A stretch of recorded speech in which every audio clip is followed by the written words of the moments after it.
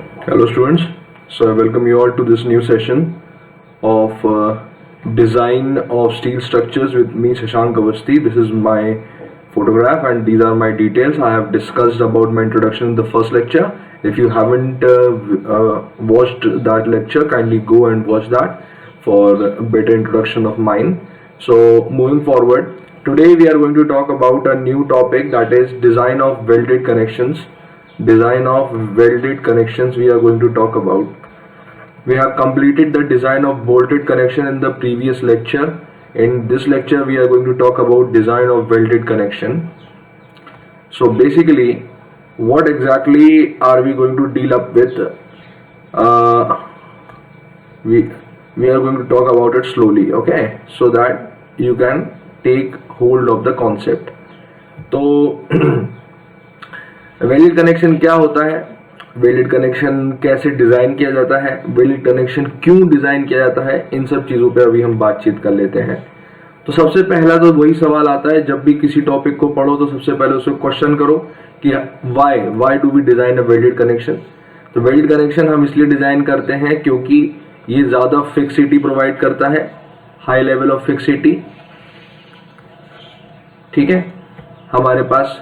तो इस टाइप के कनेक्शंस में ये होता है कि जो रिस्ट्रेंट होता है वो काफ़ी ज़्यादा होता है उस मेंबर के ऊपर। Then this type of connection is also utilises the entire section, देखो क्या रहता है, बोल्ट में सिर्फ वही एरिया जो बोल्ट के नीचे आ रहा है, सिर्फ वही एरिया यूटिलाइज होता है। जबकि वेल्ड में क्या होता है कि पूरा क्रॉस सेक्शन जिसके ऊपर वेल्ड लगाया जाएगा वो पूरे के पूरे क्रॉस सेक्शन को वो यूटिलाइज करवाता है, तो it is much more economical, ठीक है। तो यही दोनों है, इसके अलावा भी बहुत सारे हो सकते हैं, पर हमें एक लॉजिकल बेसिस पे जस्टिफाई करना आना चाहिए कि why do we use a welded connection. तो यही दोनों मेरे हिसाब से ज्यादा एप्ट हैं, और भी बहुत सारी हैं, आप पढ़ सकते हैं, गूगल कर सकते हैं, पर मेरे हिसाब से तो ये दोनों से काम बन जाएगा, ठीक है ना। मूविंग फॉरवर्ड, हमारे पास देखो बहुत अलग अलग टाइप के वेल्ड्स होते हैं। हमें बेसिकली दो टाइप के वेल्ड्स के बारे में पढ़ना है। पहला होता है फिलेट वेल्ड और दूसरा होता है बट वेल्ड। पहला होता है फिलेट वेल्ड और दूसरा होता है बट वेल्ड, ठीक है। ये बट वेल्ड का मोस्टली यूज थ्योरेटिकल पर्पसेस के लिए किया जाता है। इस पे थ्योरेटिकल क्वेश्चन आते हैं, जो प्रोविजंस हैं बट वेल्ड से रिलेटेड, उससे रिलेटेड थ्योरेटिकल क्वेश्चन पूछे जाते हैं। और फिलेट वेल्ड जो होता है इससे रिलेटेड न्यूमेरिकल और थ्योरेटिकल दोनों क्वेश्चन पूछे जाते हैं, ठीक है। न्यूमेरिकल और थ्योरेटिकल दोनों क्वेश्चन पूछे जाते हैं इससे रिलेटेड। तो हम बिल्कुल, जैसा मैं आप समझ पा रहे होंगे कि फिलेट वेल्ड से क्योंकि न्यूमेरिकल और वेल्डेड थ्योरेटिकल दोनों क्वेश्चन पूछे जा रहे हैं, तो ऑब्वियस सी बात है कि we are going to focus on this topic more. इस टॉपिक पे हम ज्यादा फोकस करेंगे, इससे रिलेटेड हम क्वेश्चन को भी सॉल्व करने की कोशिश करेंगे, बट वेल्ड से रिलेटेड हम उतनी बात नहीं करेंगे, ठीक है। सो मूविंग फॉरवर्ड, ये हो गए दो चीजें, टाइप्स और why. Now the third thing is, अब हम लोग आते हैं काम की बात पे, यानी अब हम लोग आते हैं फिलेट वेल्ड पे, ठीक है। हम लोग आते हैं फिलेट वेल्ड पे। तो फिलेट वेल्ड के बारे में अब हम लोग पढ़ेंगे। सो फिलेट वेल्ड बेसिकली दिखता कैसे है उसके बारे में हम थोड़ी सी बातचीत कर लें कि फिलेट वेल्ड बेसिकली दिखता कैसे है। तो देखो क्या रहता है ना कि ऐसे मान लो कि एक ये गजेट प्लेट है हमारे पास, ये यहाँ पे, एक मिनट, हाँ, तो मान लो कि ये हमारे पास एक गजेट प्लेट है यहाँ पे, और इस गजेट प्लेट के, ये गजेट प्लेट है यहाँ पे, this is the gusset plate which we have, ठीक है। And we also have this member,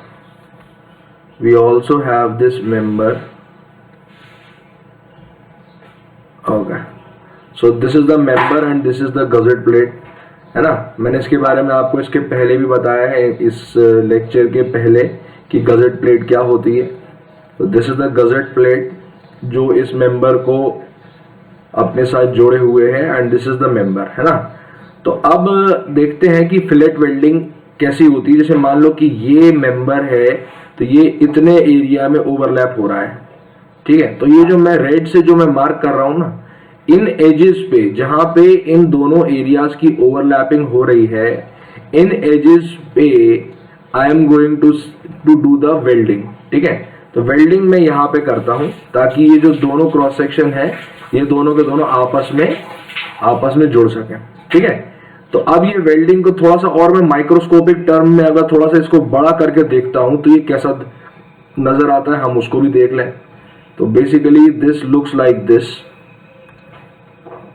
now there is this member, there is this member, there is this member. तो ये हो गया ऊपर वाला मेंबर, ये हो गया नीचे वाला मेंबर मेरे पास, मतलब ये हो गई नीचे जो है ये हो गई गजेट प्लेट मेरे पास, और ये हो गया मेरे पास ऊपर जो ओवरलैपिंग वाला मेंबर है ये वो हो गया। जब मैं इसको बड़ा करके देखूंगा तो it will be looking like a triangular face, ये ट्रायंगुलर फेस की तरह नजर आएगा हमें यहाँ पे। और ये जो ऊपर वाला ये जो रेड कलर से ये जो मार्क है, this is going to be the weld, ये हो जाएगा वेल्ड हमारे पास, ठीक है। तो this is going to be the weld, ठीक है। तो ये हमारे पास एक क्रॉस सेक्शन है एक टिपिकल फिलेट वेल्ड का। मतलब फिलेट वेल्ड अगर कहां करता है, जहां पे ओवरलैपिंग होती है, जहां पे ओवरलैपिंग होती है दो मेंबर की, ठीक है, वहां पे उनके जंक्शन पॉइंट पे हम फिलेट वेल्ड को देख सकते हैं, ठीक है। तो फिलेट वेल्ड बेसिकली एक टाइप का लैप जॉइंट है, एक टाइप का लैप जॉइंट है। क्या है? Lap joint. जो बोल्टेड कनेक्शन में जो लैप जॉइंट आते थे वो तो होते ही हैं, इसके अलावा जो वेल्डेड कनेक्शन में जो लैप जॉइंट होता है वो फिलेट वेल्ड की मदद से किया जाता है। आप समझ रहे हैं मेरी बात को? ठीक है। तो ये हो गया बेसिक्स की वेल्ड दिखाई कैसा देता है, ठीक है। Now I am going to define a new term that is throat thickness. I am going to define a new term that is throat thickness, या thickness के पहले throat section, पहले तो throat section होता क्या है उसे समझने की जरूरत है। throat section क्या होता है ना? तो throat section क्या होता है? throat section, देखो throat section वो critical section होता है जिस critical section पे ये वेल्ड फेल हो जाएगा, ठीक है। किसी भी, मैंने इससे पहले आपको बताया था कि जब वो टीयरिंग होती है हमारे पास, तो मैंने दो सेक्शन आपके सामने बनाए थे। एक सेक्शन में ग्रॉस एरिया यील्डिंग हो रही थी, एक सेक्शन में नेट सेक्शन रप्चर हो रहा था। यहाँ पे थ्रोट सेक्शन वेल्ड के अंदर एक सेक्शन हम लोग डिफाइन करते हैं, हाइपोथेटिकल सेक्शन होता है। एक हाइपोथेटिकल सेक्शन वेल्ड के अंदर हम डिफाइन करेंगे, और ये जो सेक्शन होगा ये सबसे वीकेस्ट सेक्शन माना जाता है किसी भी वेल्ड का। समझ रहे मेरी बात को? तो थ्रोट सेक्शन क्या होता है? Throat section is the weakest section, weakest section of the weld. Weld का सबसे कमजोर सेक्शन होता है, ठीक है। जो वीकेस्ट सेक्शन जहां पे फेलियर होता है, फेलियर होता है, जिस सेक्शन पर फेलियर होता है उस सेक्शन को मैं कहता हूं थ्रोट सेक्शन, ठीक है।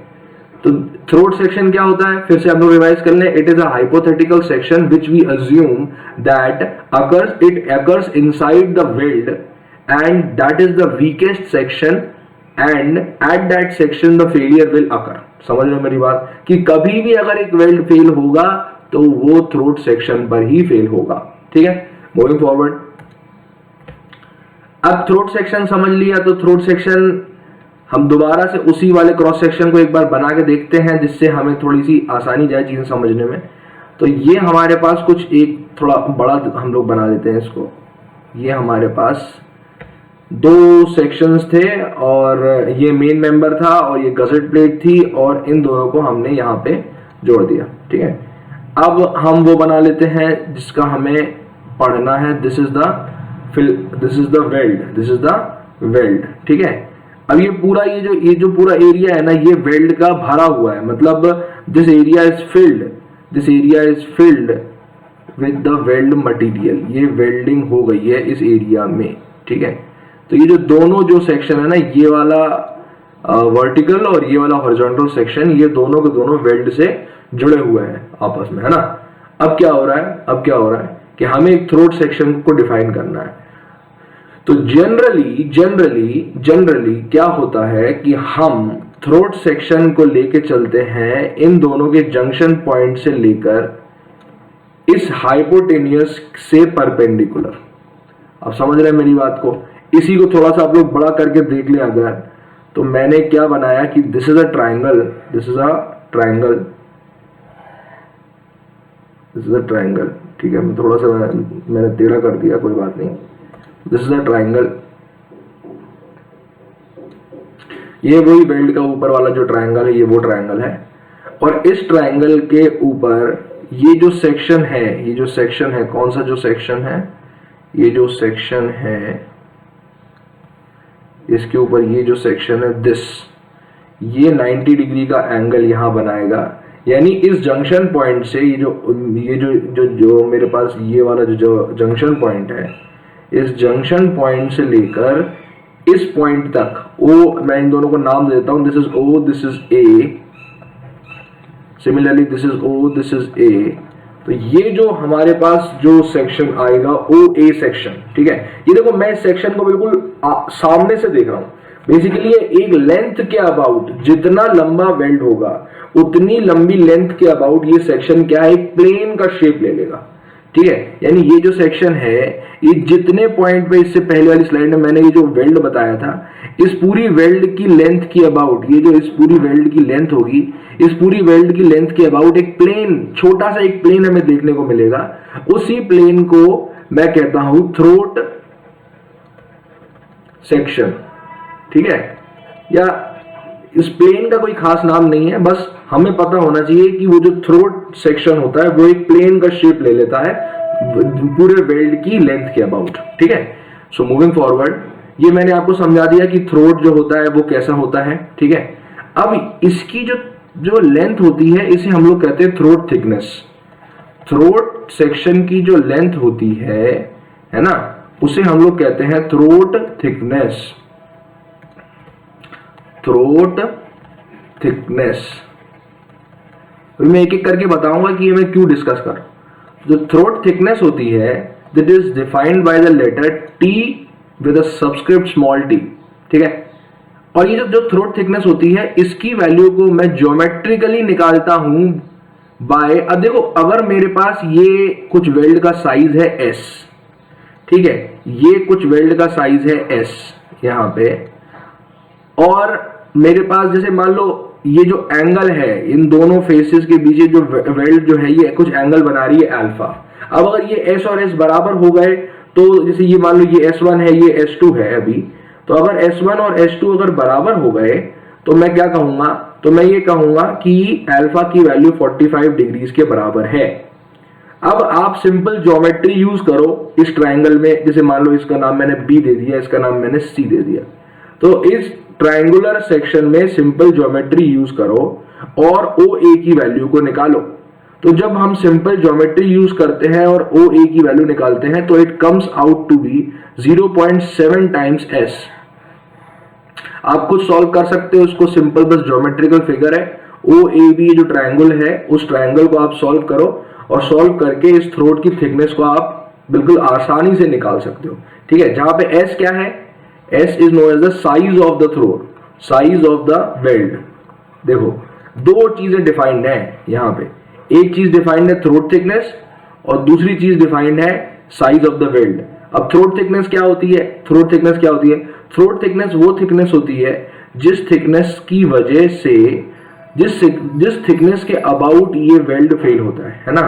और वेल्ड साइज क्या होता है, वेल्ड साइज वो ओवरलैप की डेप्थ होती है या ओवरलैप की लेंथ होती है जिसके अबाउट वो वेल्ड क्या है, चिपका हुआ है इन दोनों सेक्शन के ऊपर, है ना। तो लगभग 99% केस में हमें ये जो थ्रोट थिकनेस है, इसकी वैल्यू 0.7 टाइम्स S के बराबर ही लेके चलनी है, क्योंकि मोस्टली इन 99% केसेस क्या होता है कि इस अल्फा की वैल्यू 45 के बराबर ही हम लोगों को लेनी होती है, क्योंकि क्वेश्चन में दिया नहीं होता।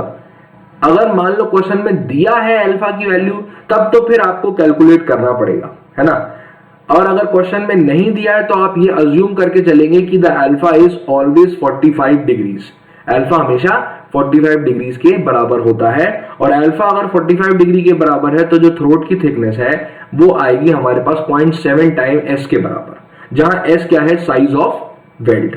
मेरी बात समझ रहे हो, है ना। So this is what I would like to tell you about the throat thickness. Moving forward, अब कुछ देखो, क्योंकि मैंने अब ये तो बता ही दिया था कि अल्फा की वैल्यू के करस्पॉन्डिंग कितनी वैल्यू आती है। अगर आप चाहें तो मैं आपको एक टेबल बनवा सकता हूं, जिस टेबल में मैं आपको इस वैल्यू को डिफाइन कर देता हूं for different ranges of alpha. ठीक है, मैं यहां लिख देता हूं, आप लोग भी बना लीजिए अपनी अपनी कॉपीज में। मान लीजिए कि कभी सवाल आ गया तो हम इस वैल्यू को क्या लेके चलेंगे वो मैं यहां पे अभी बता रहा हूं। देखो, अगर अल्फा की वैल्यू मैंने लिखी है लेफ्ट हैंड साइड पे, और थ्रोट थिकनेस जो है जब वो के एस के बराबर होगी तो इस के की वैल्यू मैं लिखूंगा यहां नीचे। ठीक है, क्योंकि इससे पहले वाले स्लाइड में मैंने के की वैल्यू लेके चली थी 0.7, है ना। तो अब मैं यहाँ पे अलग अलग अल्फा की रेंजेस के लिए के की वैल्यू यहाँ पे लिखूंगा, तो आप लोग भी लिख लो। अल्फा की 60 टू 90 डिग्रीज के बीच में अगर वैल्यू होती है तो के की वैल्यू आती है 0.7। ये मैंने अभी यूज की थी। 91 से 100 के बीच में होती है तो it comes out to be 0.65, excuse me, 0.65। 101 से लेकर 106 के बीच में होती है तो it comes out to be 0.6। Similarly 107 से लेकर 119 के बीच में होती है तो it comes out to be 0.55। And 114 से लेकर 120 के बीच में होती है तो it comes out to be 0.5। ठीक है, तो दिस वाज द टेबल जो आपको बना लेनी है। 99% केस में जो अल्फा की वैल्यू होगी वो इसी रेंज में लाई करेगी और हमें के की वैल्यू को हमेशा 0.7 लेके चलना पड़ेगा। ठीक है, ये मैंने बता दिया आपको। सो मूविंग फॉरवर्ड, अब अगला जो टॉपिक है ये है स्पेसिफिकेशन ऑफ वेल्ड। अच्छा, एक चीज मैं और बता दूं यहाँ पे आपको, एक चीज यहाँ पे आप नोट करके लिख लो, एक पॉइंट, इंपॉर्टेंट पॉइंट, कि वेल्ड ऑलवेज फेल इन shear, फेल इन shear। देखो, ये बहुत इंपॉर्टेंट पॉइंट है, बहुत इंपॉर्टेंट है। वेल्ड जो होता है वो हमेशा थ्रोट सेक्शन पे फेल होता है, ये तो मैंने बता दिया, है ना। थ्रोट सेक्शन के अबाउट ही वो कटेगा, है ना। लेकिन वो कटेगा किस मैकेनिज्म से, किस वजह से वो फेल होगा? वो फेल होगा shear की वजह से। ठीक है, तो weld always fails in shear at the throat section, at the throat section के अबाउट shear की वजह से वेल्ड हमेशा फेल होता है। ये लिख लो आप अपनी कॉपी में। ठीक है, ये एक लॉजिकल कॉन्सेप्ट है जो आपको पता होना चाहिए कि अगर आपसे कभी कोई पूछे कि वेल्ड फेल क्यों होता है तो आप उसका मेन वजह बता सकें कि क्यों होता है फेल, और कहां होता है ये भी आप बता सकते हैं। तो मैंने एक ही स्टेटमेंट में दो जवाब दे दिए। क्यों होता है वेल्ड फेल? shear की वजह से होता है। कहां होता है वेल्ड फेल? थ्रोट सेक्शन पे होता है। ठीक है, तो ये दोनों चीजों, इन दोनों का उत्तर आपको एक ही स्टेटमेंट में मिल जाता है। इसे कहते हैं एक तीर से दो निशाने। ठीक है, सो मूविंग फॉरवर्ड, आगे हम लोग आगे बढ़ते हैं। तो द नेक्स्ट थिंग इज कि स्पेसिफिकेशंस ऑफ फिलेट वेल्ड अब जरा देख लेते हैं हम लोग। स्पेसिफिकेशन देख लेते हैं, स्पेसिफिकेशंस ऑफ फिलेट वेल्ड। तो स्पेसिफिकेशंस ऑफ फिलेट वेल्ड में हमें क्या देख के चलना है? सबसे पहले तो हमें ये देखना है कि जो एंगल ऑफ फिलेट वेल्ड होता है, यानी मैंने इससे पहले जो बनाया था, ये जो फिगर बनाया था इसका, अरे ये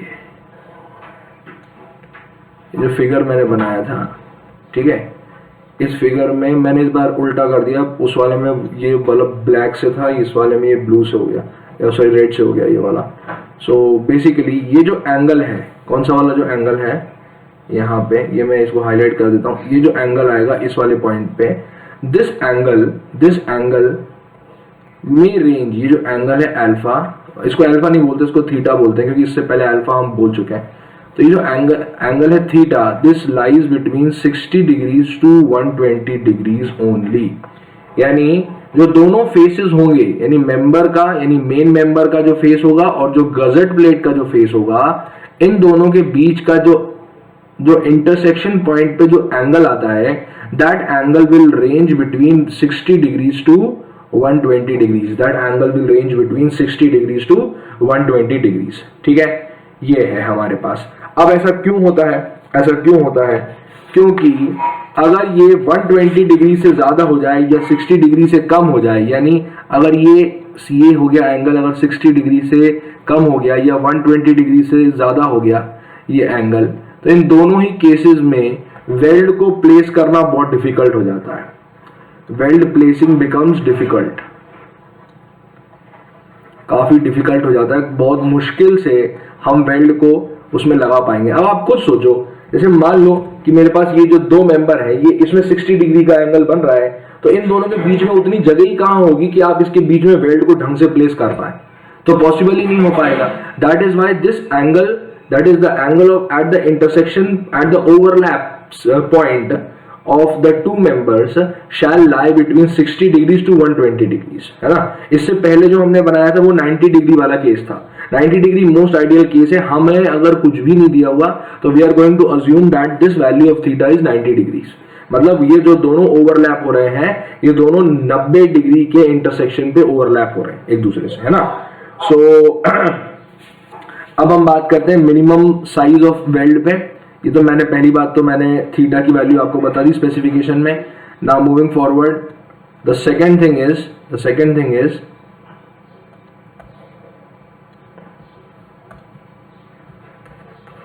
मिनिमम साइज ऑफ वेल्ड।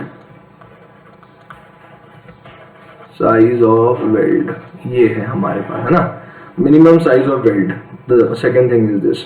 तो मिनिमम साइज ऑफ वेल्ड होता है ना, ये गवर्न होता है bye thickness of the thicker plate. अब देखो ये बहुत इंपॉर्टेंट कॉन्सेप्ट है। मैंने अभी आपको बताया कि फिलेट वेल्ड कहां आता है। फिलेट वेल्ड वहां आता है जहां पे दो प्लेटों का ओवरलैपिंग होती है।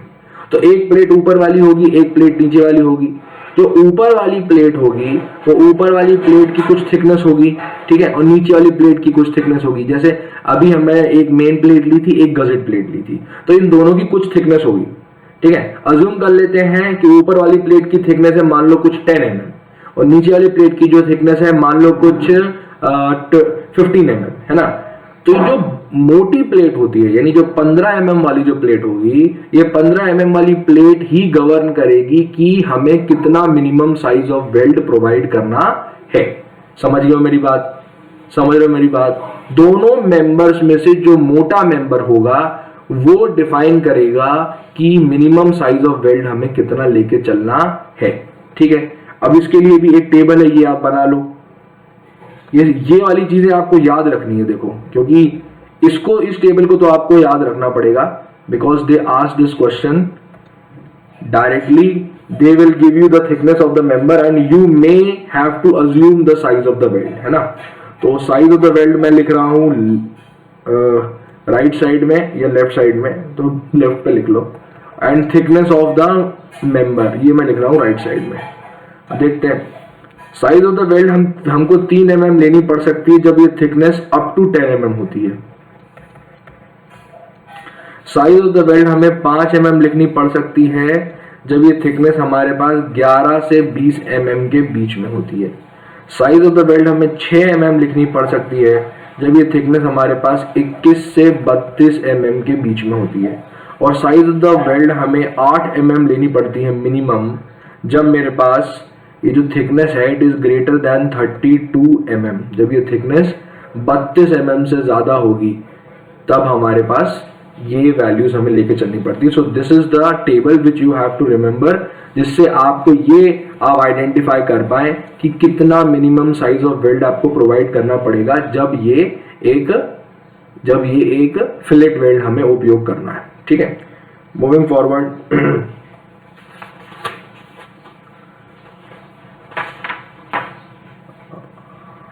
अब हमने मिनिमम साइज ऑफ वेल्ड के बारे में पढ़ लिया, तो अब हमें एक चीज और रह गई कि मैक्सिमम साइज ऑफ वेल्ड के बारे में भी हम पढ़ लें, तो वो भी हम लोग पढ़ लेते हैं। The third thing is maximum size of weld. The third thing is this, okay, maximum size of weld.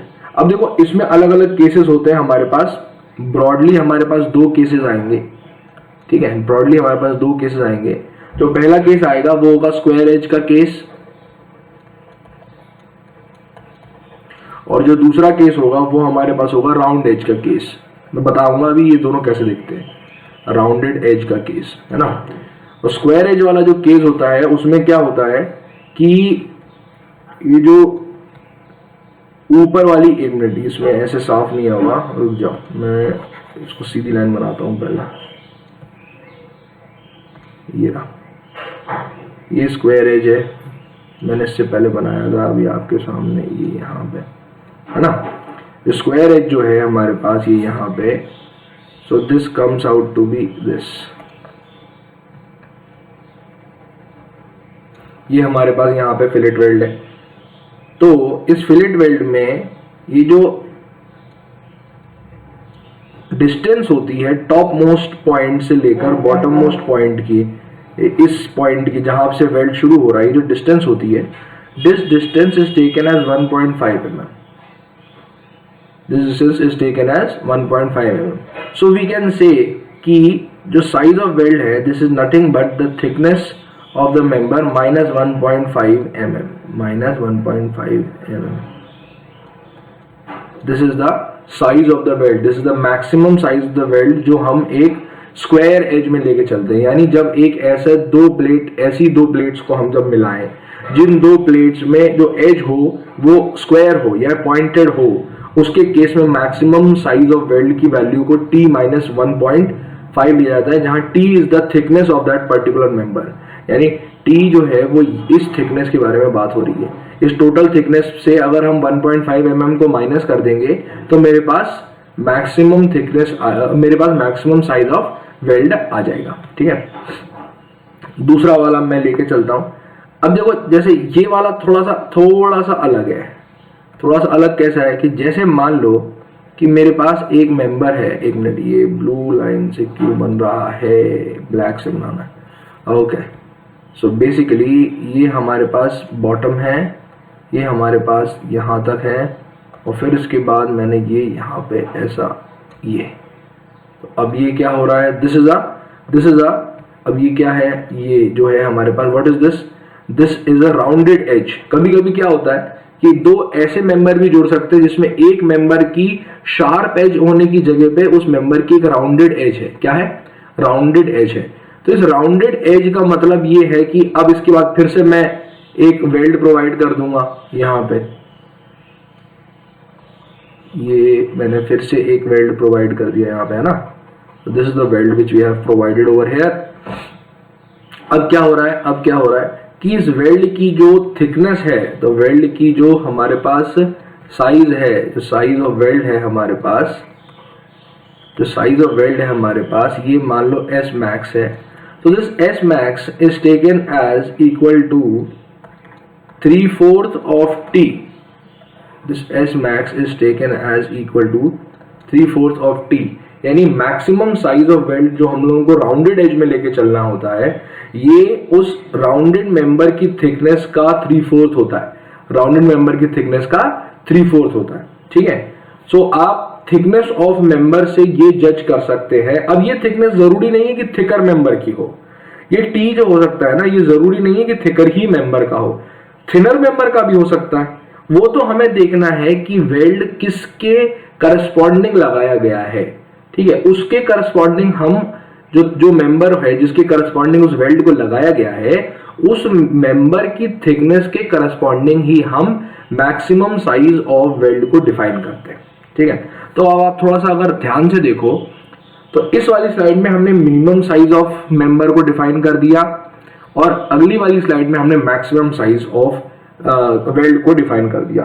तो जब ये इन दोनों को जब मैंने डिफाइन कर दिया तो क्या हुआ, तो अब मैं ये डिसाइड कर सकता हूं कि मैं कितना साइज ऑफ वेल्ड प्रोवाइड करूं, कितना साइज ऑफ वेल्ड मैं प्रोवाइड करूं।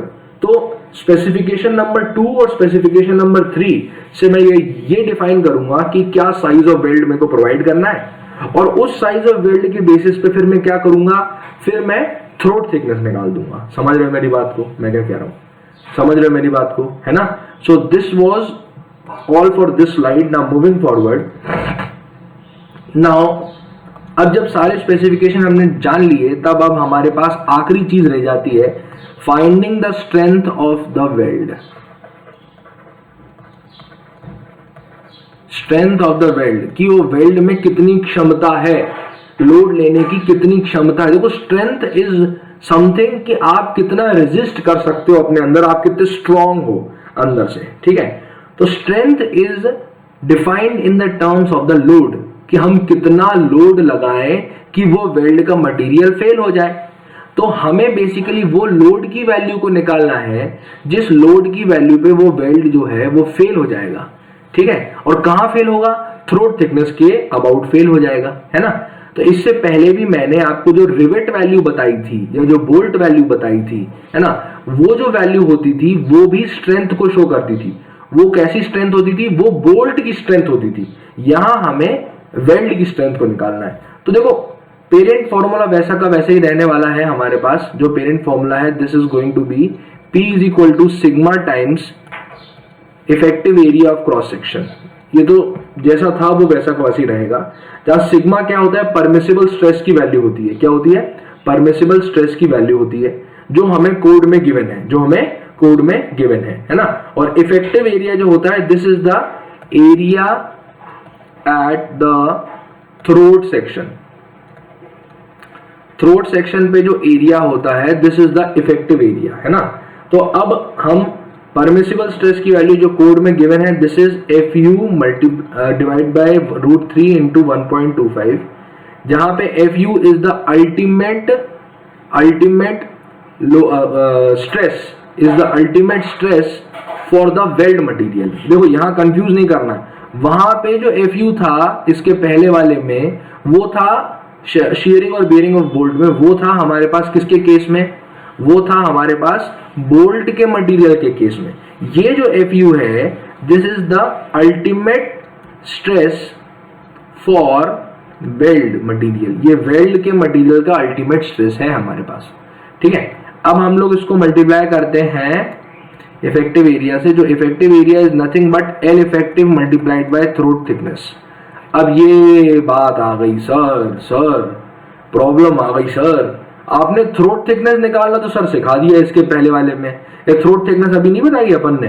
क्या बताया हमने, थ्रोट थिकनेस हमने ये बताई ना कि throat thickness is equal to, in majority cases this is equal to 0.7 times S के बराबर।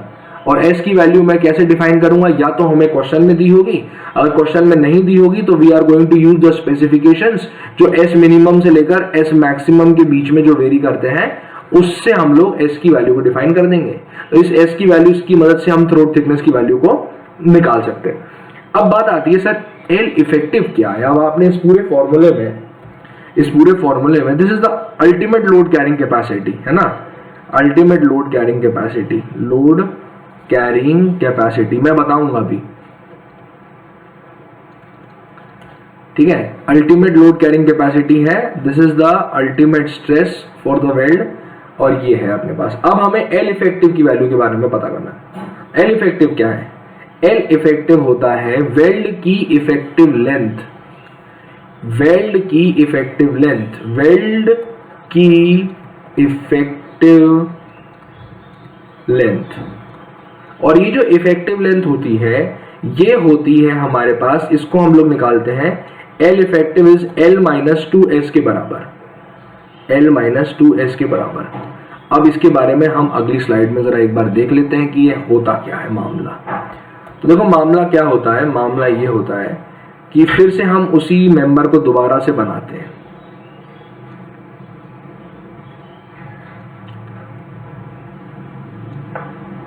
Okay, so this is the member which I was talking about.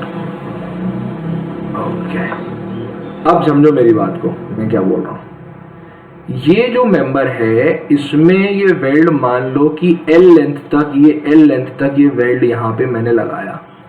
तो इस L को, इस टोटल L को उसकी इफेक्टिव लेंथ नहीं माना जाएगा, क्योंकि इस लेंथ की एंड पॉइंट्स पे, जहां पे ये वेल्ड खत्म हो रहा है, वहां पे ये सीधा स्ट्रेट नहीं होगा, it is going to curve, it is going to curve. Weld के एंड पॉइंट पे वो जो वेल्ड होगा वो फैल जाएगा ना, मतलब वेल्ड ऐसा कुछ हमें नजर आएगा। जैसे मान लो कि ये लेंथ है, तो ये ऐसा, यानी शुरुआत में और एंड में ये थोड़ा सा फैल जाएगा। तो ये जो ओवरऑल लेंथ है, जो हम यहां से लेकर यहां तक के बीच में मेजर करते हैं, तो आप खुद सोचो कि जो बचा हुआ है, जो पहला और आखिरी का जो पोर्शन है जहां पे ये वेल्ड फैल गया, क्या ये पोर्शन रेजिस्ट करेगा?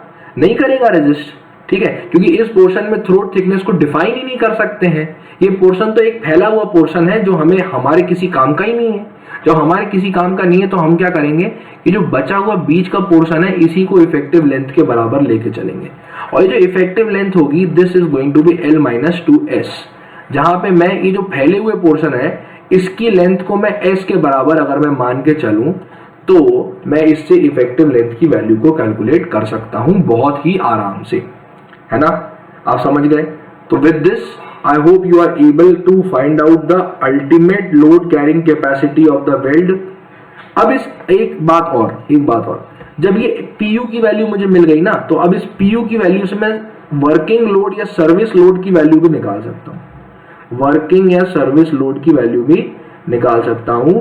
और वर्किंग या सर्विस लोड की जो वैल्यू होती है this is given by PU divided by partial factor of safety of the load which is PU divided by 1.5। यानी ये जो वैल्यू है हमारे पास, ये जो वैल्यू हमारे पास है PU की जो हमें मिलेगी, अगर हम इसको 1.5 से डिवाइड कर दें, 1.5 से डिवाइड कर दें, तो जो हमें लोड की वैल्यू प्राप्त होगी वो लोड हमें हमारे पास कहलाएगा सर्विस लोड या वर्किंग लोड, है ना? और ये सर्विस लोड और वर्किंग लोड की वैल्यू को ही हमें इंपोज करना है उस मेंबर में, उस मेंबर पर, ठीक है? और ये पार्शियल फैक्टर ऑफ सेफ्टी क्यों लगाया गया? क्योंकि ये जो फॉर्मूला जो मैंने यहाँ पे जो मैंने डिफाइन किया फॉर्मूला, ये formula basically limit state method का फॉर्मूला है, क्योंकि ये जो permissible ultimate stress in weld है, सॉरी परमिसिबल स्ट्रेस जो मैंने ये जो वैल्यू मैंने यहाँ यूज की है परमिसिबल स्ट्रेस की, this is given in the IS code IS 800-2007 इसमें गिवन है। इसलिए ये जो पर्टिकुलर फॉर्मूला है ये हमारे पास लिमिट स्टेट मेथड का फॉर्मूला है और हमें यही सीखना है। We are not going to learn about the working stress method, क्योंकि वर्किंग स्ट्रेस मेथड अब ऑब्सोलीट है, अब उसका उपयोग नहीं किया जाता। हम लिमिट स्टेट मेथड का धीरे धीरे करके उपयोग कर रहे हैं और क्वेश्चन जो है वो इसी मेथड से आएगा, समझ रहे हैं आप? तो इसलिए आपको इस फॉर्मूले को याद रखना है, जो फॉर्मूला मैंने अभी आपके सामने यहाँ पे लिखा है, ठीक है?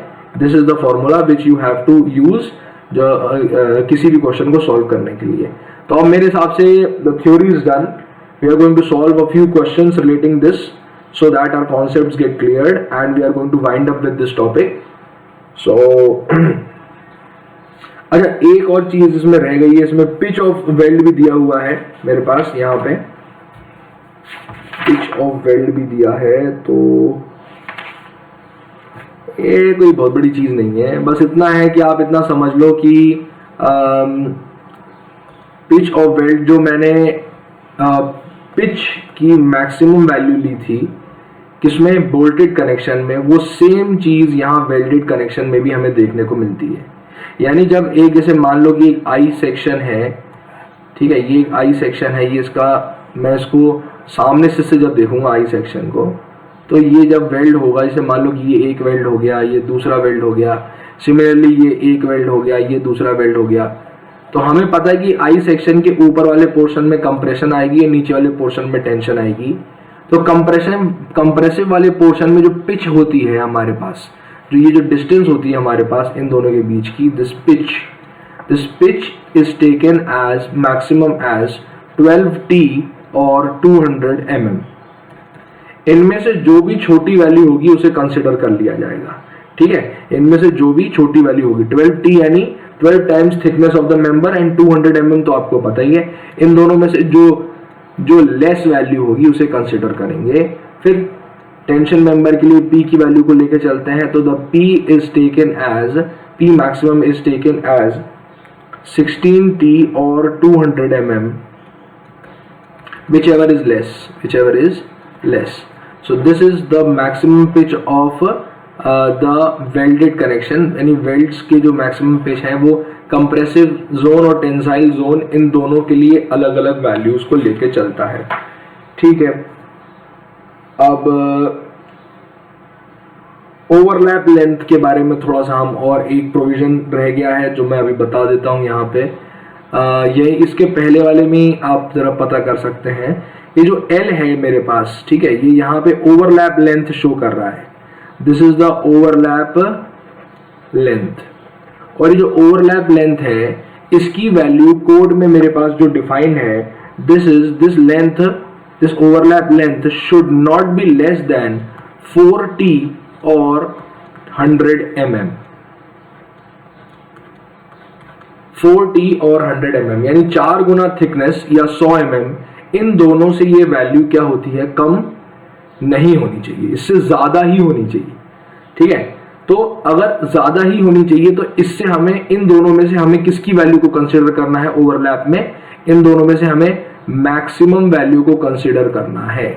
जो मैक्सिमम वैल्यू होगी, यानी मान लो 4T की वैल्यू आ गई 120 mm के बराबर और ये रह गया 100 mm, तो हमें 120 mm की वैल्यू को कंसीडर करना है। मतलब वो या तो 4T से भी कम नहीं होनी चाहिए, 4T से भी ज्यादा होनी चाहिए और 100 mm से भी ज्यादा होनी चाहिए। तो हमें इन दोनों में से जो मैक्सिमम वैल्यू है उसको कंसीडर करना पड़ेगा। ठीक है, आपको समझो, ज्यादा होनी चाहिए यानी 120 mm से भी ज्यादा होनी चाहिए। मान लो ये 120 mm आ गई, ये 100 mm है, तो 120 mm से भी ज्यादा होनी चाहिए या 100 mm से भी ज्यादा होनी चाहिए, तो ये 120 mm वाला जीत गया। तो इन दोनों में से जो मैक्सिमम वैल्यू है वो हमें प्रोवाइड करनी है for overlap length. Overlap length की ये वैल्यूज है हमारे पास। ठीक है, ओके, सो मूविंग फॉरवर्ड, अब एक टॉपिक हमारे पास और रह गया है यहाँ पे, स्लॉट वेल्डिंग का एक टॉपिक और है, वो भी आप जरा यहाँ देख लो जिससे थोड़ा सा ये भी कंप्लीट हो जाए। वैसे ये ज्यादा यूटिलिटी नहीं है पर ठीक है, अब जब हो ही रहा है तो टोटलिटी में आपका सिलेबस हो जाएगा, है ना। So this is a slot weld. देखो जब क्या होता है ना, जब हमारे पास उस मेन मेंबर की जो लेंथ हम प्रोवाइड करते हैं वो मेन मेंबर की लेंथ जो है वो इनसफिशिएंट हो जाती है। वो क्या हो जाती है, इनसफिशिएंट हो जाती है जब वो मेंबर की लेंथ मेरे पास, तो क्या करना पड़ता है हमें, तो हमें करनी पड़ती है जुगाड़। हमें क्या करनी पड़ती है, जुगाड़। जुगाड़ मतलब क्या, हमें लगाना पड़ता है दिमाग कि हम क्या ऐसा करें कि वो लेंथ बढ़ जाए, वो लेंथ बढ़ जाए। लेकिन ओवरलैप हम ज्यादा नहीं दे सकते। अगर हम ओवरलैप ज्यादा देंगे तो क्या होगा कि मान लो एक गजेट प्लेट है जिसमें 4 से 5 मेंबर जुड़े हुए हैं, अगर एक मेंबर जो है वो हद से ज्यादा अंदर तक हमने उसको ओवरलैप दे दिया, तो जो बचे हुए मेंबर है 3-4 मेंबर, वो तो सफोकेट कर जाएंगे, वो तो उनमें लग ही नहीं पाएंगे, तो वो अकोमोडेट ही नहीं हो पाएगा। तो हमें क्या करना पड़ेगा, हम वहां पे मदद लेते हैं एक नई चीज की, जिसे जो कहलाती है स्लॉट वेल्डिंग। स्लॉट वेल्डिंग में क्या होता है कि हम जैसे मान लो कि ये तो लेंथ थी ही हमारे पास, इस लेंथ के अलावा हमने ये अंदर एक स्लॉट टाइप का बना दिया। ये दिख रहा है, ये जो बचा हुआ है, this is known as the slot.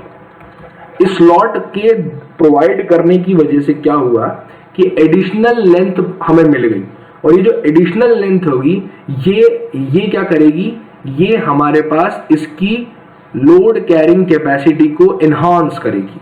देखो लोड कैरिंग कैपेसिटी के बारे में अगर हम लोग ध्यान से देखें तो लोड कैरिंग कैपेसिटी जो होती है ये मेरे पास लेंथ पे डिपेंड करती है, और थ्रोट थिकनेस यानी साइज ऑफ वेल्ड पे डिपेंड करती है, और ultimate strength of the weld material पे डिपेंड करती है। तीन ही चीजों पे स्ट्रेंथ ऑफ वेल्ड डिपेंड करता है, या तो ultimate strength of weld material हो, या तो effective length of weld material हो, या तो थ्रोट थिकनेस हो। ठीक है, और थ्रोट थिकनेस यानी साइज ऑफ वेल्ड हो। तो इन तीनों चीजों से हम डिफाइन कर सकते हैं कि अल्टीमेट लोड कैरिंग कैपेसिटी कितनी होगी किसी वेल्ड की, है ना। तो हम देखो इसको चेंज नहीं कर सकते, हम इसको चेंज नहीं कर सकते, ये both these things are constant. Throat thickness is constant, ultimate load carrying ultimate stress is also constant, both of them are constant, वो विच थिंग, इनमें से ऐसी कौन सी चीज को ऑल्टर किया जा सकता है? L effective. एल इफेक्टिव की वैल्यू को हम ऑल्टर कर सकते हैं। We can change the value of L effective, we can increase the value of L effective. जितनी ज्यादा एल इफेक्टिव की वैल्यू होगी या जितनी ज्यादा ओवरलैप की वैल्यू होगी, उतनी ही ज्यादा लोड कैरिंग कैपेसिटी की वैल्यू बढ़ जाएगी, है ना। तो हम क्या करते हैं, स्लॉट वेल्डिंग में यही कुछ करते हैं, ये स्लॉट एक्स्ट्रा प्रोवाइड कर देते हैं। इस स्लॉट के प्रोवाइड करने की वजह से क्या होता है कि जो लेंथ होता है उसमें इंक्रीमेंट आ जाता है, और उस इंक्रीमेंट के आने की वजह से इस वेल्ड की जो लोड कैरिंग कैपेसिटी है इस पॉइंट पे वो बढ़ जाती है, ठीक है। सो अब एक और चीज रह गई है, यहाँ पे एक छोटा सा ये प्रोविजन है, यहाँ पे ये भी लिख लो। ये जो वेल्ड का ये जो स्लॉट का जो कटा हुआ मेंबर है, इसको मान लो इसकी वेट है कुछ W, this should not be less than 3T और 25 mm। This should not be less than 3T और 25 mm। अब आप कहोगे सर ये प्रोविजन क्यों जरूरी था? ये प्रोविजन बेटा इसलिए जरूरी था ताकि हम ये डिफाइन कर सकें कि हमें कितने स्लॉट बनाने हैं। अब ऐसा नहीं कि तुम स्लॉट ही स्लॉट बनाते रहो, है ना। स्लॉट बनाने के लिए भी एक तरीका होता है, नहीं तो हमारे यहाँ तो क्या है, लोगों का दिमाग चलेगा नहीं, लोग क्या करेंगे, स्लॉट ही स्लॉट काट देंगे। तो वो जो पर्टिकुलर जो मेंबर होगा वो क्या करेगा, वो उसकी वजह से भी फेल हो सकता है ना। उसकी जो एक्चुअल मेंबर है उसकी स्ट्रेंथ कम हो जाएगी अगर हम ज्यादा स्लॉट्स बना देंगे। तो नंबर ऑफ स्लॉट्स को डिफाइंड या नंबर ऑफ स्लॉट्स को कन्फाइन करने के लिए, उसको फिक्स करने के लिए ये प्रोविजन भी हमारे पास कोड में गिवन है, ठीक है। So this was all which I would like to tell you about the theoretical portion. Now we are going to talk about the numerical portion. Talk about the questions, the kind of questions which will be asked, kind of questions.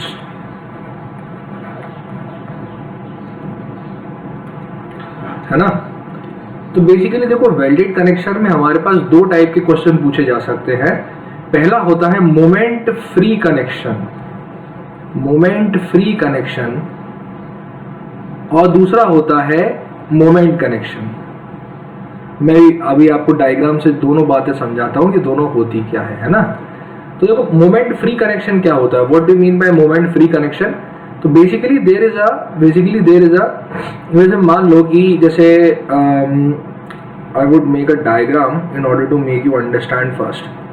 सो मान लो एक छोटा सा एक member है जो कि इसके ऊपर यहाँ से ऐसे ये गजेट प्लेट जो मैंने इससे पहले भी बना चुका हूँ। हाँ, so this is a member which I was talking about. Now we have got a weld over here, weld over here and weld over here, है ना। और इस पॉइंट पे यहाँ पे कुछ एक लोड लग रहा है, मान लो P, है ना। अब क्या ये जो एक्सटर्नल लोड है, इस लोड को रेजिस्ट करने के लिए मेरे पास एक लोड यहाँ, एक क्या बोलते हैं, लोड कैरिंग जो स्ट्रेंथ है वो यहाँ से आएगी, मान लो ये P1 के बराबर है, एक यहाँ से आएगी P2 के बराबर है, और एक यहाँ से आएगी P3 के बराबर है। अब आप कहोगे कि सर जो वेल्ड्स है इनका ओरिएंटेशन तो अलग अलग है। ये जो ऊपर वाला वेल्ड है, वैसे मान लो कि इसको 1 कहते हैं, ऊपर वाला जो पोर्शन है, इस पोर्शन में तो सर ये वेल्ड क्या है, ये हॉरिजॉन्टल है। फिर इस वाले पोर्शन में जो वेल्ड है ये क्या है, वर्टिकल है। और इस वाले पोर्शन में जो वेल्ड है ये फिर से हॉरिजॉन्टल है। तो आप ये तीनों के लिए फोर्सेस को आप हॉरिजॉन्टली कैसे बना सकते हैं, फोर्सेस को हॉरिजॉन्टल कैसे बना सकते हैं। तो देखिए, हमेशा याद रखिए कि वेल्ड ऑलवेज फेल्स इन शियर, मैंने बताया था। और वो जो शियर डेवलप होने का जो ओरिएंटेशन है वो बदल जाता है with respect to the externally applied load, यानी यहाँ पे जो शियर जो एक्ट कर रहा होगा वो भी इस डायरेक्शन में एक्ट कर रहा होगा, और यहाँ पे जो शियर एक्ट कर रहा होगा वो भी इस डायरेक्शन में एक्ट कर रहा होगा, है ना। तो हमें क्या है, हमें इतना ध्यान रखना है कि इन पूरे तीनों जो हमारे पास वेल्ड्स है, इन तीनों में कुछ रेजिस्टेंस डेवलप होगा, और वो जो रेजिस्टेंस होगा that is going to stop this force, that is going to resist this force, है ना। तो this kind of connection is known as a moment free connection. Moment free यानी इसमें कोई मोमेंट जनरेट नहीं हो रहा, ठीक है। और मोमेंट फ्री कनेक्शन तब संभव है जब हमारे पास ये जो कनेक्टिंग जो मेन मेंबर हो ना, ये मेंबर सिमेट्रिकल हो। ये मेंबर कैसा हो? सिमेट्रिकल हो, है ना। जैसे फ्लैट हो जाए, ये जब मैं एग्जांपल दे रहा हूं एक आपके सामने, फ्लैट हो सकता है, then we can have a channel section as well. Channel हो सकता है हमारे पास, फ्लैट हो सकता है। ये अलग अलग टाइप के मेंबर्स होते हैं जो मेंबर सिमेट्रिकल होते हैं, और इन सिमेट्रिकल मेंबर्स की वजह से जो कनेक्शन हमारे पास जनरेट होता है, that is a moment free connection. Now moving forward to a moment connection. अब मोमेंट कनेक्शन में क्या होगा? देखो बात सेम रहने वाली है, बस क्या बदल जाएगा, जो मेंबर है, ये देखो जो क्रॉस सेक्शन है वो सेम रहने वाला है। अब मैं यहाँ पे इस मेंबर की जगह पे I am going to make you understand what exactly is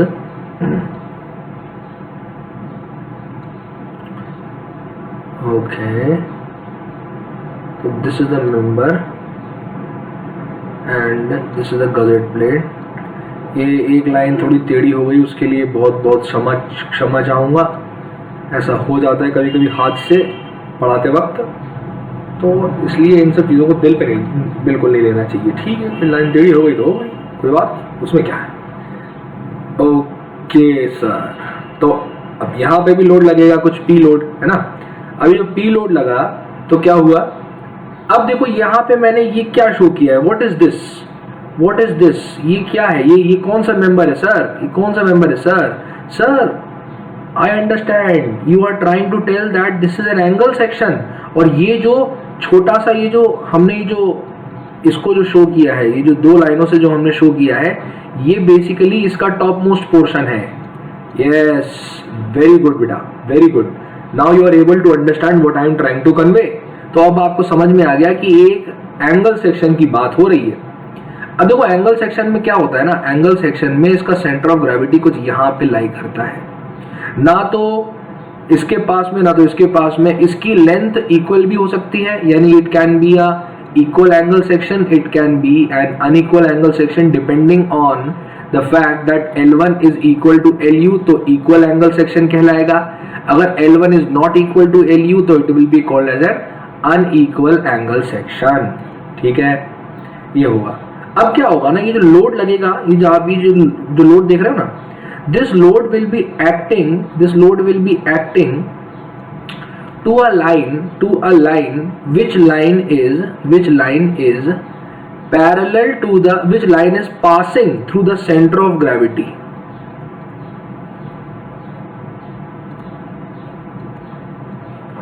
इस सेंटर ऑफ ग्रेविटी से ये लोड पास कर रहा है, यानी the line of action of the externally applied load coincides with the center of gravity। समझ रहे हो मेरी बात? ये जो लाइन है ये इस पूरे इसके बीच में नहीं, इस सेंटर ऑफ ग्रेविटी के आर पार जा रहा है। ठीक है, सेंटर ऑफ ग्रेविटी के आर पार जा रहा है। ओके सर, अब क्या? अब कुछ नहीं, फिर से वही वेल्ड बना देते हैं अपन लोग यहाँ पे, ऊपर नीचे आगे पीछे सब जगह।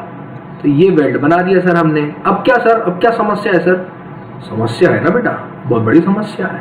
समस्या कैसे है कि देखो हमारे पास वेल्ड तो देखो बिल्कुल उसी की लाइन में एक्ट करेगा। ये P1 होगा, this is going to be P2 and this is going to be P3।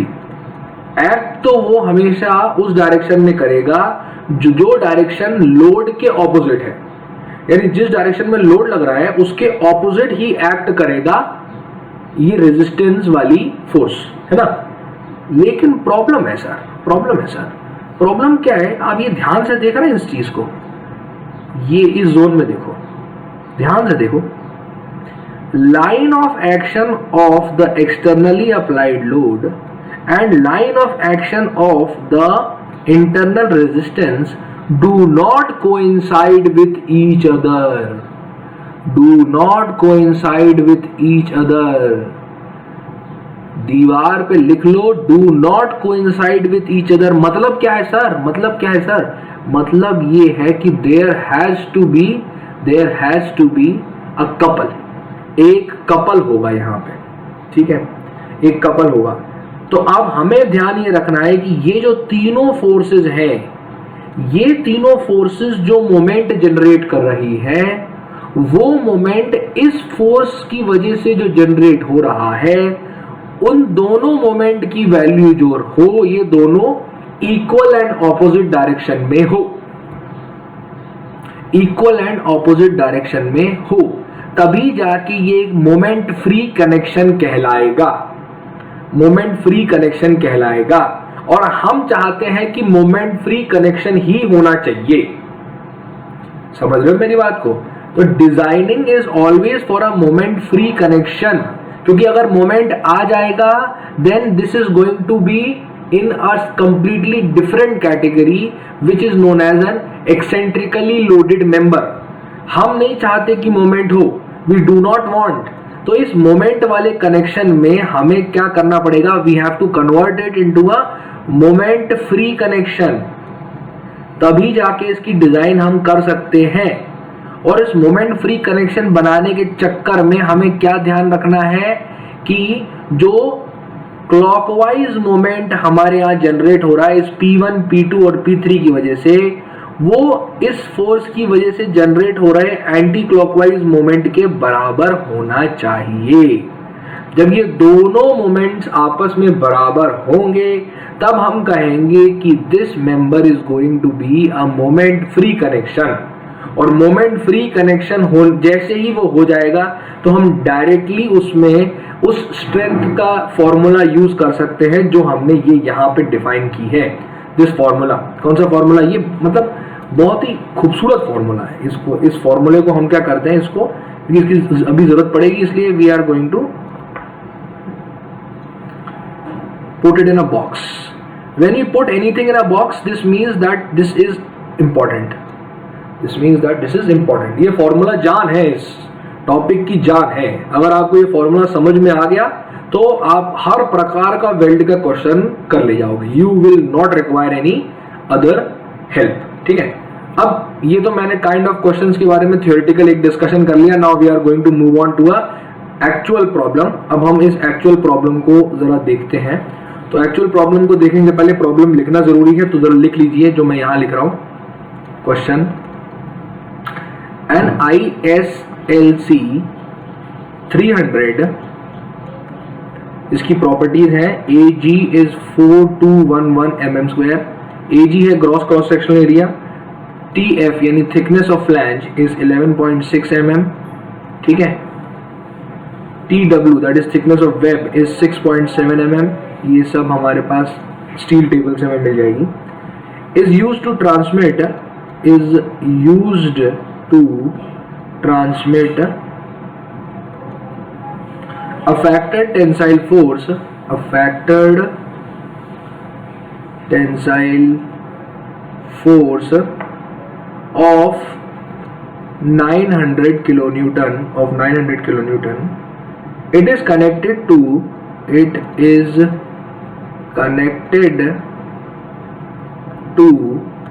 10 mm gusset plate, to 10 mm gusset plate.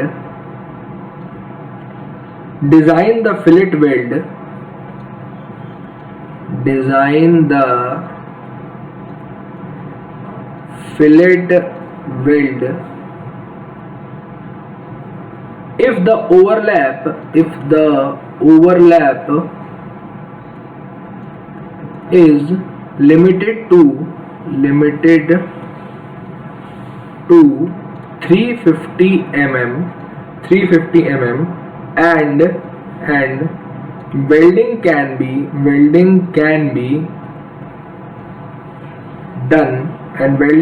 be done on only 3 sides, and welding can be done on only 3 sides. Use slot welding if required. Use slot welding if required. हाँ, और हमें एक और चीज दी है कि जो weld का मटेरियल है उसके FU की वैल्यू दी हुई है 400 मेगापास्कल के बराबर। ओके सर, बहुत बढ़िया सर, बहुत बढ़िया, बिल्कुल, मतलब दिल जीत ली तत्सी, दिल जीत लिया सर आपने। अब इसको जरा सॉल्व करना है हमें। तो सबसे पहले तो हमें ये समझना है कि हमारे पास एक ISLC गिवन है। इसको जरा एक बार पढ़ लेते हैं ढंग से। हमारे पास एक ISLC गिवन है, we have got an ISLC and then this is the properties of the ISLC. Factor tensile force is given to us, this is 900 kilonewton. Then we are given the thickness of the gusset plate, we have the thickness of the gusset plate as 10 mm. We have to design the fillet weld, हमें fillet weld को design करना है। अगर overlap 350 mm तक limited है और welding जो है it is done only on the 3 sides, welding 3 तरफ से हो रही है। तो सर क्या किया जाए sir, what do we have to do? We have to first of all make the cross section of this particular member. ये हमारे पास मेंबर है, इसका क्रॉस सेक्शन जरा हम लोग एक बार बना लेते हैं। एक minute. Okay, so this is the cross section of this member, है ना? ये क्रॉस सेक्शन हमारे पास मेंबर का। अब क्योंकि ये एक सी सेक्शन है तो this is the C section. C section कैसा होगा? It is going to look like this whenever we are going to make a cut it into half, then it is going to look like this. Okay, तो ये दिख रहा होगा आपको, ये एक ISLC सेक्शन है, लाइट वेट चैनल सेक्शन है हमारे पास। यहाँ पे मैंने आपको क्लास की शुरुआत में बताया था कि channel section looks like a C, channel section C की तरह नजर आता है, एंगल सेक्शन एल की तरह नजर आता है, टी सेक्शन टी की तरह नजर आता है हमारे पास। ठीक है, so this is the scenario which we are dealing up with in this question. Moving forward, हमें ये भी गिवन है कि इस क्वेश्चन पे जो लोड लग रहा है, the load which is acting on this, the factor load which is acting on this is equal to 900 kilonewton, ये भी हमें पता है। ठीक है, now what we have to do is there it is also given that we can only weld on 3 sides। तो एक side तो ये हो गई अपनी वेल्डिंग की, ठीक है, दूसरी साइड ये हो गई अपनी वेल्डिंग की, और तीसरी साइड सर ये हो गई अपनी वेल्डिंग की। तो हो गई 3 साइड की वेल्डिंग अपने पास। अगर क्रॉस सेक्शन में देखेंगे तो ये यहाँ पे एक वेल्ड हो जाएगा, यहाँ पे एक वेल्ड हो जाएगा, और ये सामने से देखेंगे तो ये एक वेल्ड हो जाएगा। तो बेसिकली अपन ने कर दिया 3 साइड से वेल्ड। ये इसका सेंटर ऑफ ग्रेविटी आ गया यहाँ पे, ठीक है, और इस सेंटर ऑफ ग्रेविटी के थ्रू ही पास करेगा ये लोड, जो हमारे पास ये जो यहाँ पे जो लोड है ये सेंटर ऑफ ग्रेविटी के थ्रू पास कर रहा है। अब आखिरी क्या है, एक बहुत इंपॉर्टेंट चीज उसने दी हुई यहाँ पे, ध्यान से देखना, बिल्कुल ध्यान से, जो आप लोग भूले तो नहीं है, मतलब ध्यान नहीं है। अब आकर्षित करना चाहूंगा आपका ध्यान इस पॉइंट पे कि ओवरलैप जो है ये लिमिटेड है 350 mm तक का। मतलब क्या है सर, मतलब बेटा very simple, that this length can not exceed 350 mm। अच्छा सर, तो मतलब सर आप ये कह रहे हो कि जो मैक्सिमम लेंथ है ये 350 mm के बराबर होगी, बस इससे ज्यादा तो आगे बढ़ नहीं सकता ये ओवरलैप। बिल्कुल सही बात है, बिल्कुल सही समझा आपने। तो जब इतना समझ में आ गया अगर आपको, तो सर हम ये भी तो कह सकते हैं कि जो ओवरऑल लेंथ है वो हमारे पास इस लेंथ, ये जो लेंथ है हमारे पास 300 mm, ये लेंथ और ये लेंथ जो कि हमारे पास 350 mm गिवन है क्वेश्चन में, तो अगर ये लेंथ, इस लेंथ और इस लेंथ, ये जो तीनों लेंथ्स हैं अगर हमारे पास, इन तीनों लेंथ को अगर मैं ऐड कर दूं, तो मेरे पास ओवरऑल लेंथ मिल जाएगी। क्या मैं सही कह रहा हूं सर? बिल्कुल सही कह रहे हो आप। You can very easily get the overall length by this formula, and this formula is L is equal to 300 plus 350 plus 350, या 350 हो गए 700 और 300 हो गए 1000 mm। वाओ सर, इतना तो सर समझ में आ रहा है इस डायग्राम को देख के कि इतने तक ही सर हम इतनी लेंथ ही प्रोवाइड कर सकते हैं सर। ओके, तो कोई बात नहीं, इतना तो हमें समझ में आ गया। अब हम क्या करेंगे, अब हम जरा उसी फॉर्मूले को, उसी इंपॉर्टेंट फॉर्मूले पे हम जरा दोबारा जाएंगे। किस फॉर्मूले पे? अब एक काम करते हैं, स्लाइड थोड़ी चेंज कर लेते हैं ताकि ये और अच्छे समझ में आए। अब हम क्या करेंगे, अब हम उसी ऐतिहासिक फॉर्मूले को दोबारा आपके सामने यहां लिखेंगे। सो this is L effective into throat thickness। Okay sir. अब सर अगर इस कनेक्शन को सेफ रहना है, किस कनेक्शन को? इस कनेक्शन को अगर सेफ बने रहना है तो ये जो P अल्टीमेट की जो वैल्यू है ना, this value should be either less than और इक्वल टू 900 किलो न्यूटन। क्योंकि ये जो PU है, दिस इज द P, इसको PU डैश बोल दो, चलो इसको PU डैश बोल दो। ये जो PU डैश है, this is nothing but the strength of the weld. ये maximum strength of the weld को शो कर रहा है। तो maximum strength of the weld जो रहेगी, this should be greater than this value. हमारे पास, सॉरी दिस इज, मैंने लेस लिख दिया, ये गलत है। PU should be greater than और इक्वल टू 900 mm। ये PU डैश जो है, this should be greater than और इक्वल टू 900 mm। यानी ये जो वैल्यू है, या तो ये 900 किलो न्यूटन से ज्यादा होनी चाहिए या तो बराबर होनी चाहिए। इन दोनों ही केसेस में वो जो कनेक्शन है वो सेफ बना रहेगा।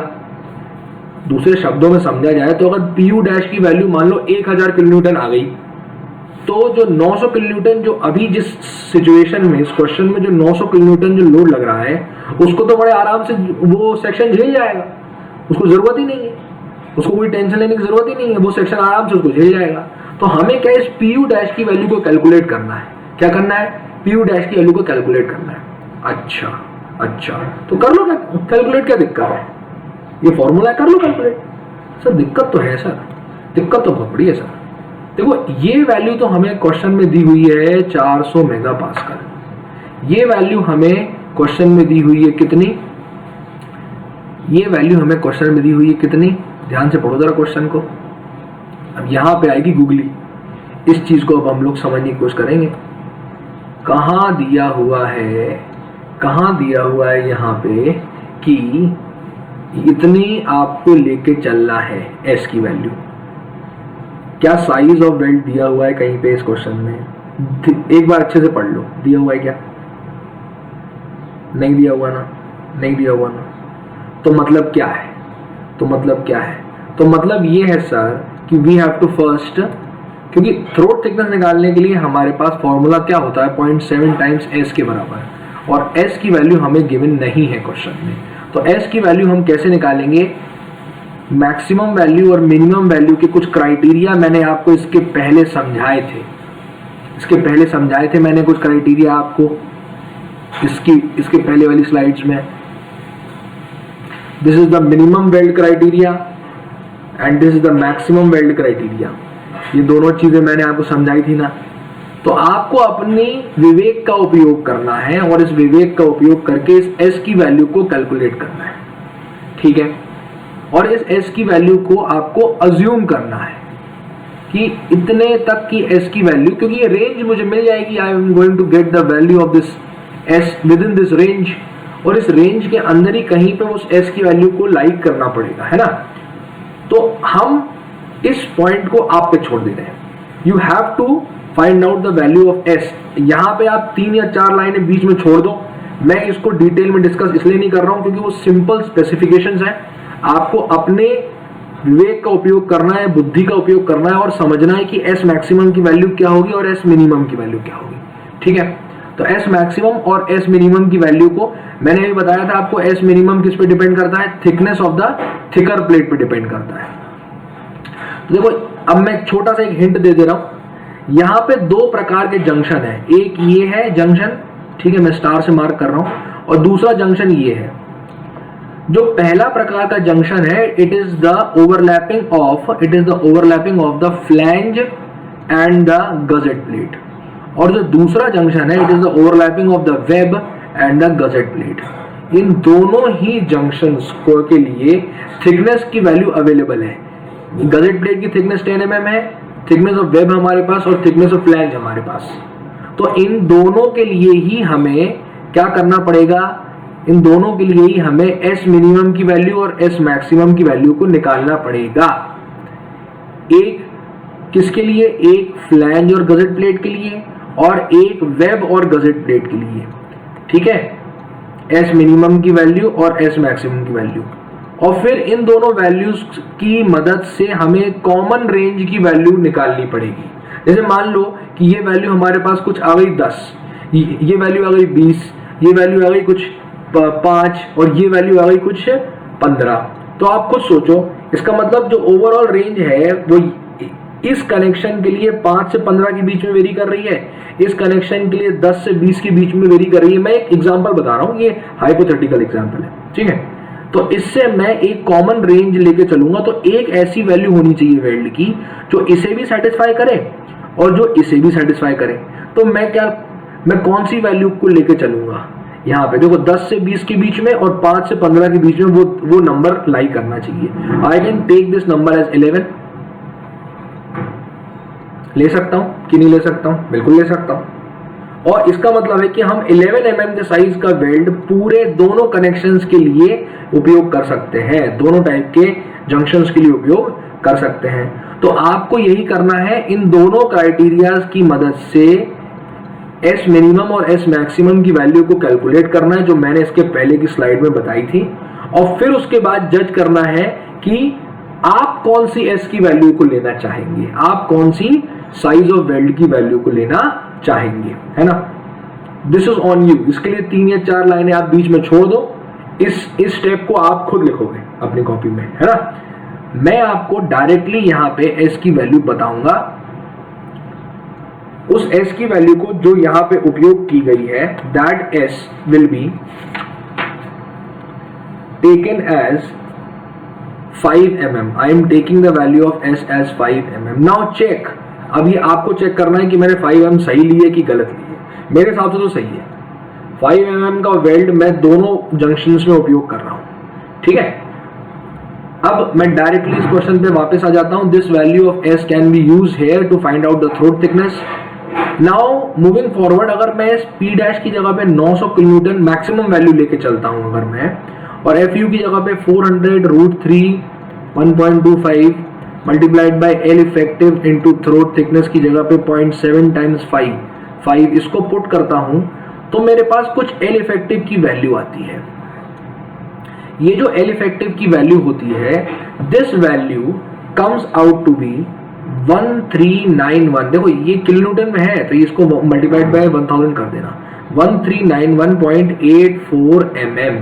अच्छा सर, प्रॉब्लम हो गई सर, बहुत बड़ी प्रॉब्लम हो गई सर, बहुत बड़ी प्रॉब्लम है सर। अच्छा एक बात और, यहाँ पे क्योंकि हमें कोई भी इंफॉर्मेशन नहीं है, तो we are going to take L as equal to L effective.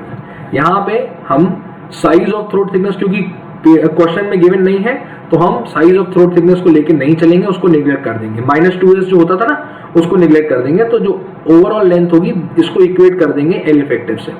Sir problem हो गई सर, बहुत बड़ी। ये L इफेक्टिव की वैल्यू हम मैक्सिमम प्रोवाइड कर सकते हैं सर इस कनेक्शन में। अच्छा, और सर आप तो कह रहे हो कि इतने L इफेक्टिव की वैल्यू की जरूरत है, इसकी जरूरत है। अरे बाप रे, ये रिक्वायर्ड है, दिस इज रिक्वायर्ड सर। बहुत बड़ी प्रॉब्लम सर। मतलब मैं ऑफर कर रहा हूं 1000 mm की लेंथ और जरूरत है मुझे 1300 mm की लेंथ की। अरे दादा, इसका मतलब क्या है? तो ये तो फेल हो जाएगा, तो मेंबर फेल हो जाएगा, क्योंकि इतनी लेंथ में प्रोवाइड ही नहीं कर पाया उस मेंबर को। अब क्या करें सर, अब क्या करें? Very easy, when Shashank sir is here, no problem. जुगाड़ निकालेंगे फिर से कुछ, जैसे अभी तक निकालते हुए आए हैं। हर प्रॉब्लम का कोई ना कोई सोल्यूशन होता है लाइफ में, हमेशा याद रखो। तो L इफेक्टिव जितनी हमारे पास जो एडिशनल, इसको समझने के लिए सबसे पहले एडिशनल लेंथ जो रिक्वायर्ड है उसकी वैल्यू को निकालना जरूरी है। तो इसके पहले वाली स्लाइड में मैंने इसकी वैल्यू 1391.84 ली थी, 1391.84। इसमें से अगर मैं 1000 को माइनस कर देता हूं, तो I get the value of 391.84। Approximately 400 mm के आसपास तक ये वैल्यू मैं अज्यूम करके चल सकता हूं। ठीक है, सही कह रहा हूं ना मैं? बिल्कुल सही कह रहे हैं सर, कोई दिक्कत नहीं है सर। तो मतलब क्या है सर, कि मैं अगर इतनी एक्स्ट्रा लेंथ वेल्ड की प्रोवाइड कर पाया, एक्स्ट्रा लेंथ अगर मैं वेल्ड की प्रोवाइड कर पाया, तो वो जो कनेक्शन होगा वो सेफ हो जाएगा। तो जरा पीछे चलते हैं और जरा एक लाइन और पढ़ लेते हैं हम यहाँ पे। वो लाइन क्या है? वो लाइन क्या है? Use slot welding if required. ओ, तो ये तो संजीवनी बूटी हो गई सर, संजीवनी बूटी हो गई।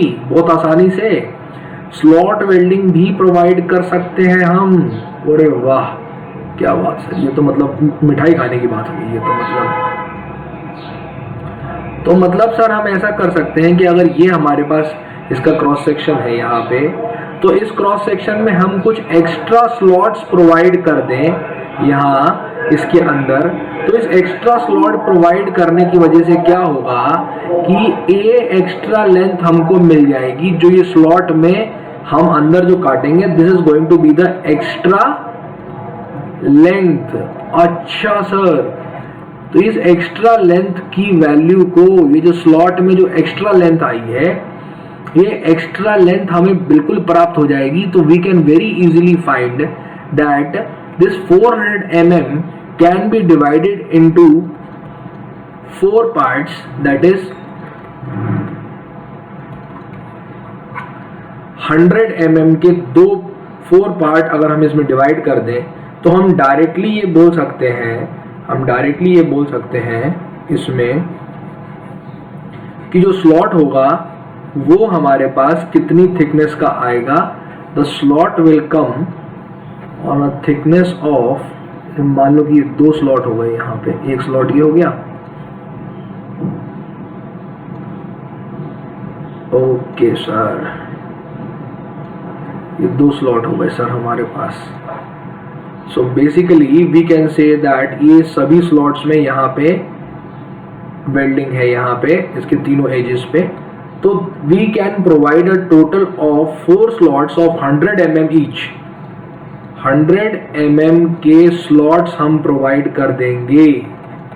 We require 100 mm slots.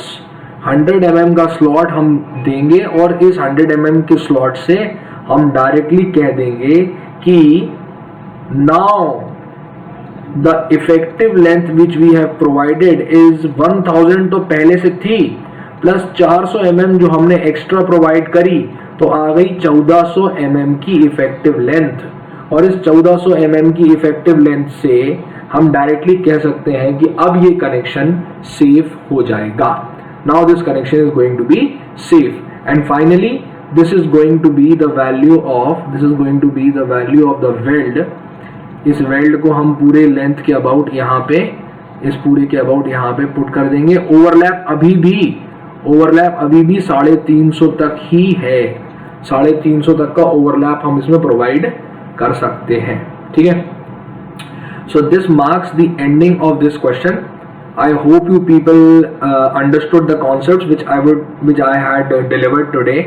कल की क्लास में हम थोड़ा बहुत जो बचा हुआ कॉन्सेप्ट है उसको कवर करने की कोशिश करेंगे, ठीक है। And then we are going to start off with the new topic, that is design of tension member. Hope you people understood each and every concept which I had tried to deliver in today's class।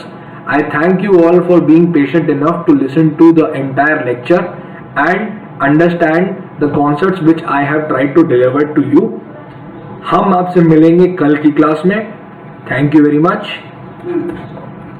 Stay home, stay safe, wear a mask, and I am going to meet you in the next lecture। Thank you।